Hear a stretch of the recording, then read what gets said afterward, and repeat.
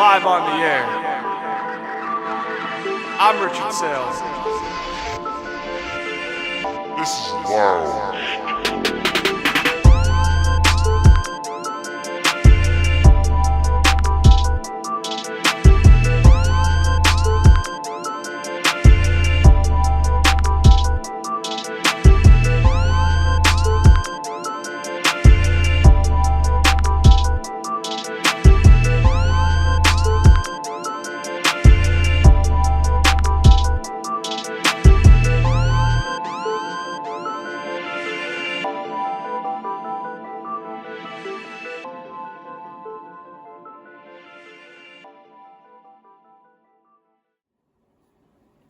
Hello and welcome back to another episode of Loungetime. I'm your host, Rich Saile, and today, this is a special edition, second episode, back-to-back because of the college football playoff semifinal matchups wrapping up today.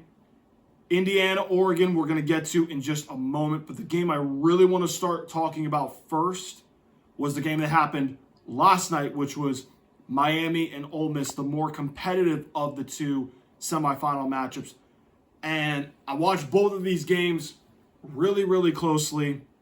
And we're going to talk in depth a little bit about these matchups. This will be a little bit shorter than the NFL wildcard weekend and NFL playoff picture one, because that's obviously longer, more rounds, more analysis. This one, it's two games, and then a quick thoughts on the national championship preview. So Miami and Ole Miss. The way that I felt like this game went was Miami jumped out early, and it looked like they had some rhythm that was going their way a little bit. And Carson Beck, they had the one deep shot that was blown coverage by Ole Miss that they took advantage of, marrying the deep touchdown. And they go up, I want to say it was 17-13 at the half. So they had a lot of really good plays that they were able to get for them going early. And then the second half, Ole Miss kind of got things going a little bit late. And Trinidad Chambliss, he had another pretty solid performance once again. He had the touchdown to the tight end, I believe it was Sanders, and then they got the 2-point try, which gave them the lead. So it was more back and forth for sure.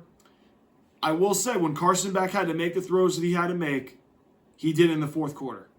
A touchdown throwing, the one to Tony where it was like that jailbreak screen, and he kind of cuts upfield with that blocking inside from the lineman. That was unbelievable play by Malachi Tony, who I think, in my opinion, is this year's Jeremiah Smith from last year in the playoffs, where Malachi Tony has made a play in each of these games where he just jumps out. And the thing about him is he's only a freshman. Wait till he gets to be a sophomore where he's going to be a preseason All-American.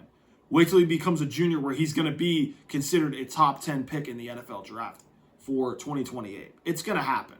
So Malachi Tony is this year's Jeremiah Smith for the college football playoff, as far as like guys that just jump out and you go, yep, I know who that is. That guy makes a play. Now, on the last play, the Ole Miss Hail Mary, was that a PI? It's really, really tough to call those like in the moment, right? It has to be blatantly obvious. And obviously you don't want officials to decide the game in that moment. I'm going to say that if you're going to call it a PI, then I get it. But I don't think it was that big of a PI. I'm going to try to get the video from my view once again to see if it was. But I felt like watching it live, it wasn't like an obvious PI that was clearly missed. I think it was just, that ball was kind of sailing out of bounds anyway. It would have been a really, really tough catch that probably would have went out of bounds. So I'm going to say it wasn't a PI. But looking at Miami, the way I thought Miami was going to have to win the game, they ended up outscoring Ole Miss. And their offense stepped up. Carson Beck really made the throws. He made the scramble on the late touchdown drive with under 20 seconds left. And he made the plays when Miami needed him to make plays. And give him credit. I was not the biggest Carson Beck fan. I thought that at Georgia he was all right. He looked like a deer in headlights. He looked like a guy that just, to me, just looked that he always looked like he just shrunk in big games. Like the bigger the spotlight, he didn't really play that well. Well, Miami in these playoff games, he's kind of quieted that noise and those critics that have said that. And it's going to be tough with them in Indiana, which we're going to preview more a little bit later in a few minutes. But we have to give Miami credit offensively. They had answers. Mark Fletcher Jr. had a couple runs. They had the other back that really went off for them. I think it was Brown, I believe.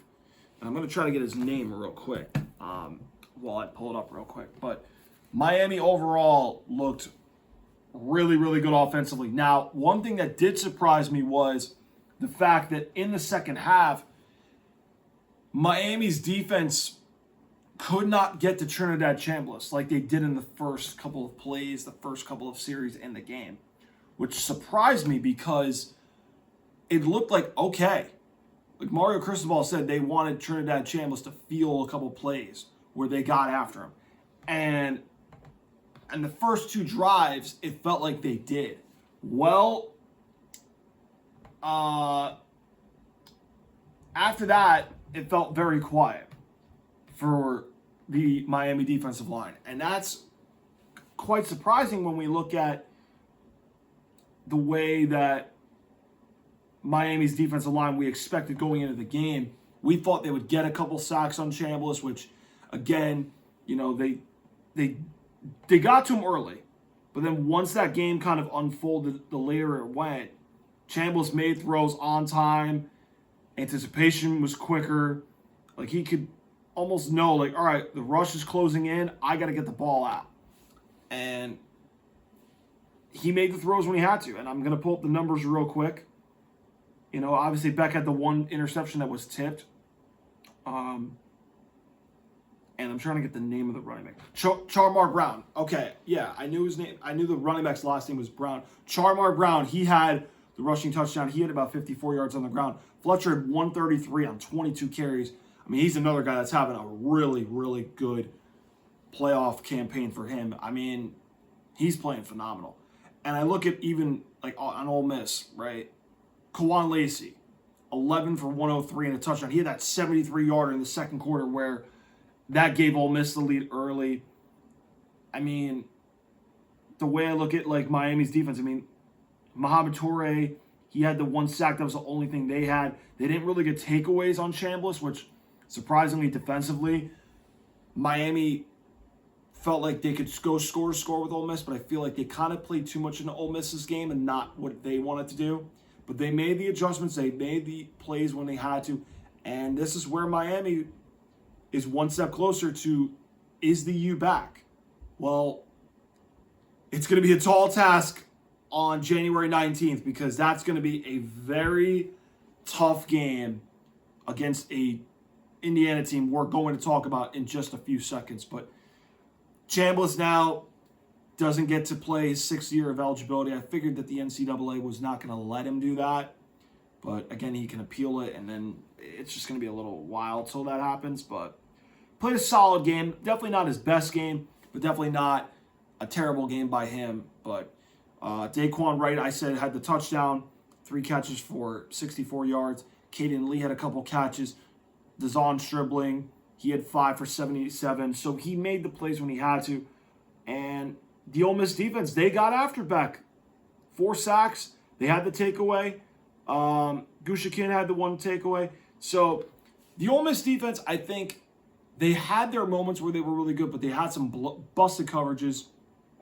On the one by Marion on the touchdown, that was terrible. I know Pete Golding wanted to play more man, but he didn't have the corners that could be on islands where they could handle it, so he had to play zone a little bit. But the Ole Miss defense did get after Beck. I thought that was a really good thing they did, and I thought they got a takeaway, and their offense did what they needed to do. They just could not get the stops defensively when it counted most. And when I look at the fourth quarter, 14-11, that was kind of what did them in. So again, that second quarter too, 13 points allowed. I mean, their defense, they're going to have to find a way to get stops in this league, and a special run for Ole Miss comes to an end. And it's crazy that they did this while Lane Kiffin left them for LSU, and they played really inspired. They got a really good upset win against Georgia, and they played Miami really good. And while it sucks they couldn't win without Lane, from their perspective, they have nothing to be heads down. They really made a lot of people go, they're going to be pretty good. They're going to be pretty good. And while it sucks Lane didn't get to coach them, and their magical run's over, but they had a really fun playoff run that the Cinderella finally just, the glass slipper came off and their season ends. And the SEC, once again, is not the best conference in college football right now. That title belongs to the Big Ten, which leads me to the Big Ten matchup between Indiana and Oregon. And honestly, I am not even going to need numbers for this. I'm not, because I don't need numbers for this. I watched this game, and I'll tell you right now, I said it on Monday, last Friday. We are in the Curt Cignetti era of college football. We are. And the way that game started, you got the sense that Indiana was more prepared than they were the first meeting in Oregon. And that pick six by D'Angelo Pons set the stage for Indiana going, all right, you guys don't think we can blow out Oregon like we did Alabama in the Rose Bowl? Watch what we do. And I thought, the way Dante Moore responded, that was a really good thing that he did following the first drive with the touchdown over the middle, and that tied the game. And then that Indiana offense was like, okay, they think they're in this game. Watch what we're going to do. And that's when Mendoza, or I should call him Heisman Mendoza now, they went right down the field. Omar Cooper Jr. on that same outbreaking play that they ran late in that game against Oregon the first go-around. And from there, Dante Moore just looked very uncomfortable all night. And he had the fumble where the tip of the ball hit the running back's elbow, and that was a fumble and gave Indiana great field position. And from there, it just completely unraveled. I mean, that's when the game started to change. I mean, Indiana's offense just was too much for Oregon's defense. They completely torched them coverage-wise. I mean, they could not stop Elijah Surratt, who had 2 touchdowns. Heisman Mendoza looked comfortable. Their running game with Roman Hemby, they had the true freshman running back, the redshirt freshman. He had a couple nice runs late. It just became overwhelming for Dan Lanning. And you could see the body language on Oregon where they were just out of it. They were just out of it. And hands were on their hips. They were slowly walking off the field. They were just, the life got sucked out of that team. And it was over by halftime, it felt like. And, fourth quarter, they block upon Indiana, and you go, yeah, they're piling it on. And I just think when I look at Curt Cignetti's team, this is the new juggernaut in college football. This is now the new team that everybody's going, they're the new big boys. This is probably one of the greatest teams in college football that I think I've seen since I started watching college football, and I've watched it more when I was a teenager in high school. So we're looking at 10 years ago. And I remember the first team I really watched a lot, which was 2014 Ohio State, that playoff run. And so from there on, I've watched college, a couple games mostly, during the regular season. But I mostly watched the playoffs. But as of the last 2 years plus, I've watched more regular season to get a good look at some of these teams. And in my opinion, the greatest college football team of all time is 2019 LSU. Now, people want to say 2020 Alabama. Some people want to say the Gators teams with Tebow and Urban Meyer and Percy Harvin. Some people want to say the Canes of the early 2000s, which I'm not going to knock you for that. I mean, to me, guys, I'm not saying Indiana is going to be a shoo-in for that conversation, but the way they just destroyed Oregon, the way they destroyed Alabama, and the big wins they got before that, which was Ohio State in the Big Ten championship game. A lot of people, including myself, did not think they were going to win that game. Oregon in Oregon, they won early in the year. Not a lot of people thought they would win that game. Well, they did. And I look at Cignetti's group. They don't have a lot of these 5-star guys. Guys that just love the game. They're really under-recruited guys that just love the game, and they talk about retention and development. They are, they're in cruise control. It's like they know exactly what players they want. They know how to develop and grow their talent. And Cignetti got guys from James Madison that he brought in, and they're kicking ass. D'Angelo Pons. They brought other guys in, and it's just like, wow. To see all this transform into the best team in the country right now, it's kind of scary. But in a way, it's like, wow. Like, this is one of the greatest turnarounds, if not the greatest turnaround I've ever seen from a college football team. And again, the reason I say that is because when you look at Indiana, they were always a laughingstock, bottom of the barrel Big Ten team. They were pushovers. In the last 2 years, this year and last year, they've won a lot of games. And when you look at them now, you go, damn, never thought in my lifetime I'd see Indiana Hoosiers football be in a national championship game. Because when we think of Indiana, we always thought of basketball with Bobby Knight and the undefeated team in the 70s, right? We thought of all those guys in basketball. We never thought Indiana football would ever be on a national championship stage. Unless you really saw this coming. But to see this happen in 2 years with the guys he's brought in and developed and have playing at such a high level is extraordinarily remarkable. And honestly, it's a great story. And right now,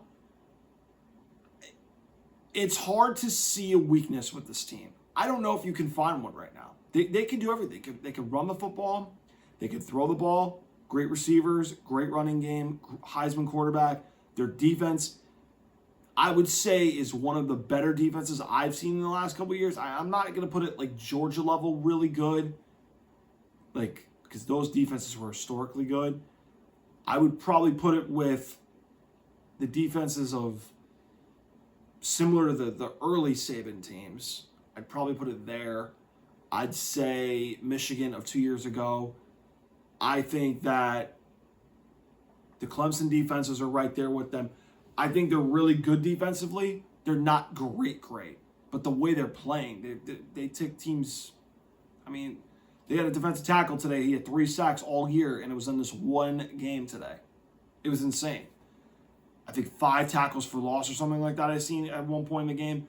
They dismantled Oregon on a big stage, and now they're playing for a national championship against Miami in basically Miami's home stadium, Hard Rock Stadium in Miami. So before we go into the national championship preview, I want to talk a little bit about Oregon, because a lot of people say now Dante Moore should stay. He needs another year. I think the decision's ultimately up to him, what he decides to do. I think because the reason people are saying this is because they know the Jets are terrible at developing quarterbacks, and that he would probably be maybe the number 1 quarterback next year if he were to come out. Although I would argue maybe not, because Arch Manning would probably be up there if he declares. You got to think about some other guys too that would really be in the conversation. And then again, you don't know who's going to rise up draft boards between now and next draft class. I think that's so tough to do.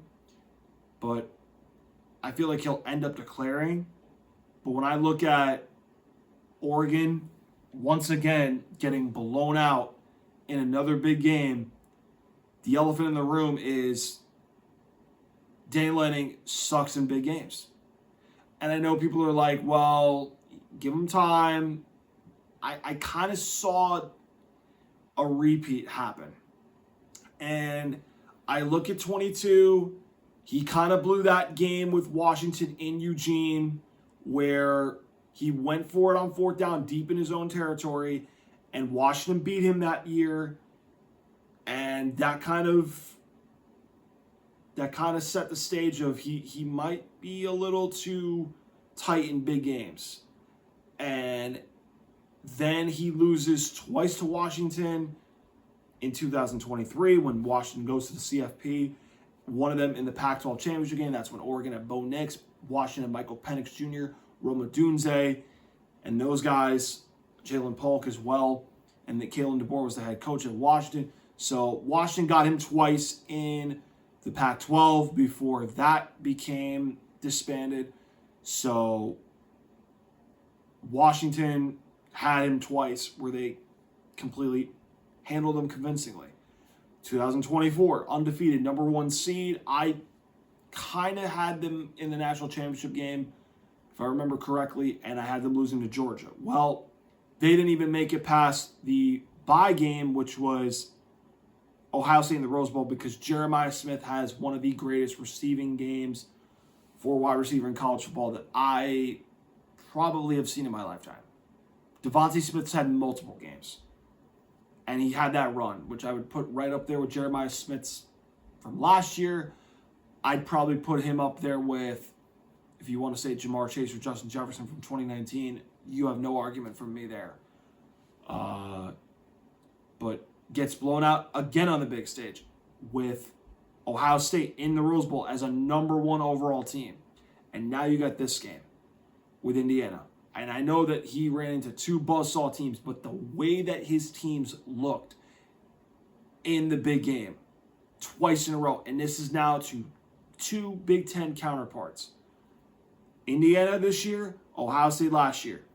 Now, that ceiling for Oregon that everybody thinks that they are, we have to notch it down because they might not even be the best team in the Big Ten going into future seasons. Indiana will be the number 1 team at some years. Ohio State's going to be number 1 at times.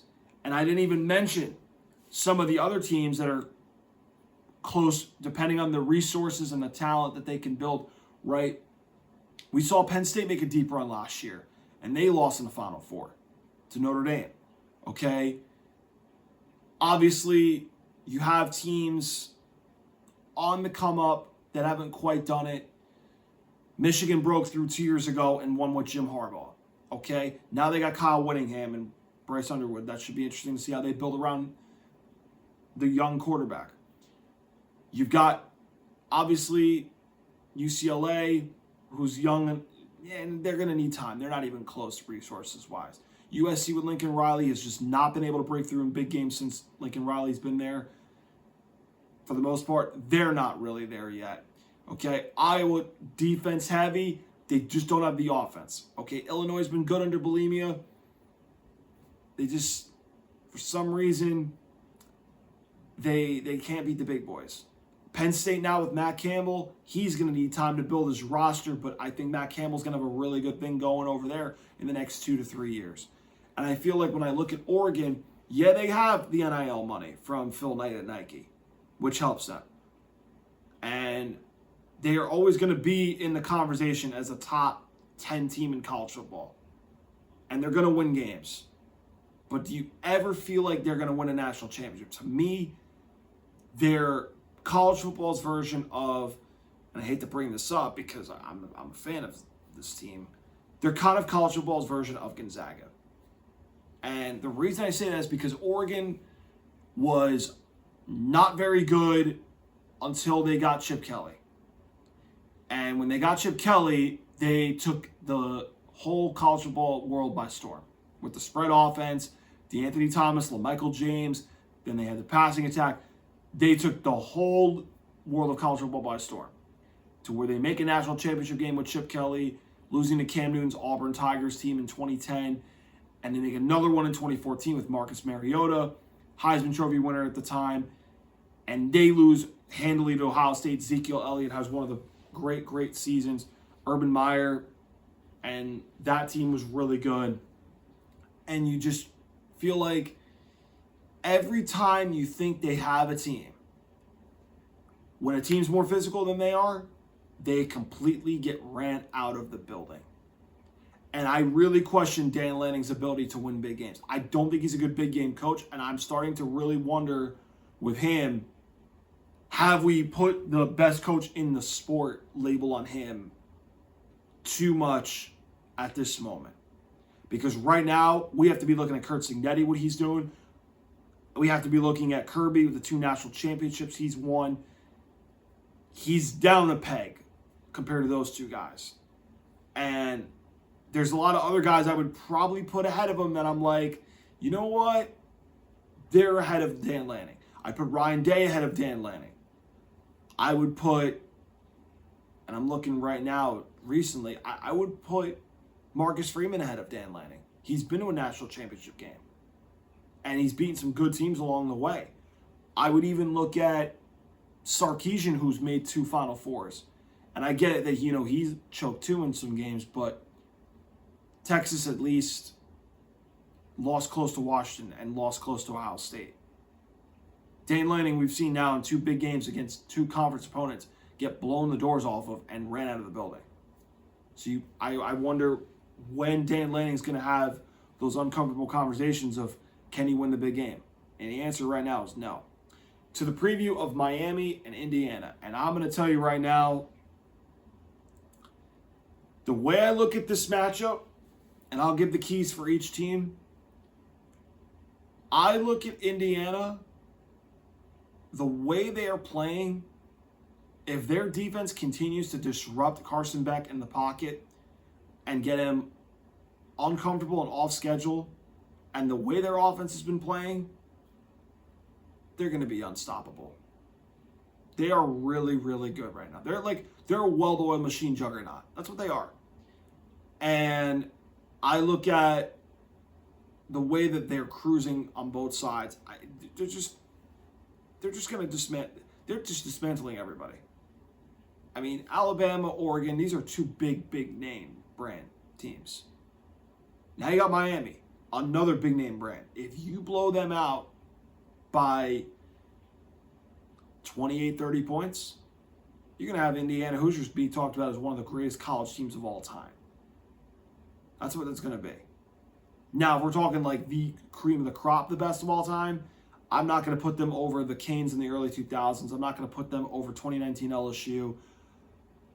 Now, I'm not going to put them over 2020 Bama and I got to throw in this team too, and I'm trying to get it too, because I don't even know if I could put them ahead of Pete Carroll's USC Trojans. That's how good they were, right? I don't even know. And I know Georgia had great teams recently too. I don't even know if I could put them ahead of those teams. But they're going to be up there. But I can't put them ahead of those guys. Again, I can't. But again, that's what makes people have discussions. But I think the way Miami can pull an upset off is, can their combination of Mesidor and Ruben Bain get Mendoza uncomfortable for a full 60 minutes? If those pass rushers can win the game up front, they have as great a shot as anybody to pull an upset. Smart secondary, Keontae Scott, Jacoby Thomas, really good corners. Their linebackers are pretty good. Their front 7, to me, is the key. Can they pressure Mendoza, get him off rhythm, off schedule, get him into 2nd and 3rd and longs? Can they get turnovers? That's going to be the key. And this is in Miami's technically home stadium, even though the stadium's 20 minutes away from their campus. All right? And they're 1 game away from the U being back. Well, the key is offensively, they're going to have to protect the ball, run the ball with their offensive line. Mark Fletcher Jr. is having a phenomenal playoff run so far. Carson Beck, he cannot turn the ball over. He cannot turn the ball over. The way he's played in the A&M, well, the A&M game he did all right. He has to play like he did against Ohio State, if not better. And he has to come up big like he did against Ole Miss. He has to play well for for Miami to have a chance against Indiana. He has to play clean football, protect the ball. Mark Fletcher Jr., that offensive line is going to have to win up front against those guys in Indiana. And I think that if they're able to win up front on both the offensive line and defensive line for Miami, which is what Cristobal has built his team around to do, Miami's going to have a good chance to pull it off. But I think, to me, when I look at this matchup early, I don't know if Miami can slow down an Indiana offense that has everything clicking, running game, passing game. They got the quarterback who just knows where to go with the ball. And I just think when I look at Miami, I don't know if they're going to be able to score with Indiana if it ever gets to a shootout. And I know I said the same thing about Ole Miss, but Ole Miss has no defense. Indiana has a defense. So that's how I look at that matchup early. I feel like that, to me, the key guys for Indiana, to me, are going to be, and I'm going to go by guys like Aiden Fisher, the middle linebacker. He's going to be a big part. Elijah Hardy, the other inside linebacker. Okay? Pons is going to have Malachi Tony one-on-one. Can he win those battles? Okay? Can they slow down Tony, right? Or let somebody else beat him? I look at for Miami. I mean, we know Bain and Mesidor. Ahmad Moten. Can you clog the middle up in the running game if he's healthy? If he's not healthy, they got some young guys behind, which they're going to have to step up. Okay? Can that secondary that they have contain Omar Cooper Jr., contain Elijah Surratt? I don't know.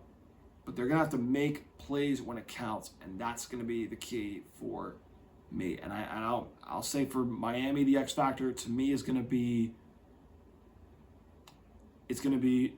Shamar Brown, between him and Fletcher running the football.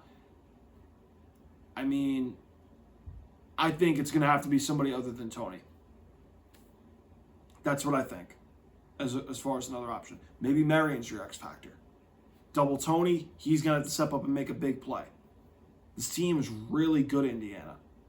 And I think it's going to force Miami to have to rely on somebody else to make big plays. And I don't know if they can at the moment. But I'm going to have that pick for you guys next Friday. You're going to have to tune in to wait, because I will have a pick by next Friday when I pick the NFL divisional rounds. And I might even have one of my friends give me their pick for when we have a guest next week, which I'm hoping to have, by the way. Guys, thank you so much for tuning in to Loungetime. Make sure you guys hit that follow button on Rumble. We're trying to build a community over there as well, so we want to grow that following on Rumble. Make sure you guys hit that like button, that subscribe button, that notification bell on YouTube. We're looking to go to 50+ subscribers. We can't do it without you guys. We're going to have more college football content previewing the national championship next week. You don't want to miss out. You can also follow me at Loungetime Pod on X, where if you have a question for me about the national championship game, I will give you a shout out, and I will give you my thoughts on that question, and I promise I'll give you a shout out. Guys, thank you so much for tuning in to Loungetime. Hope you guys enjoyed the video. I will see you guys on Monday, where we break down most of the NFL wildcard matchups, and we take a little look at maybe some divisional round matchups. But until then, enjoy your weekend, and I will see you guys next week.